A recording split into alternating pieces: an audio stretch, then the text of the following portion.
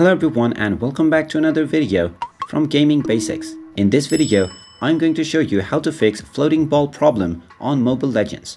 So let's get started right away.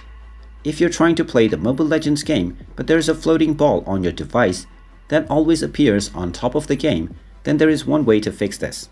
First of all, just open up your phone settings and then from the settings page, tap on Applications. From the Apps page, tap on the three dots at the top right corner and then tap on Special Access. Now from the Special Access page, you can tap on Appear on Top and then you will see all of the applications which have permissions to appear on top of other applications. You can turn these toggles off for the various applications that might be appearing on top of your application. After turning off most of these features, your Mobile Legends game will be running just fine.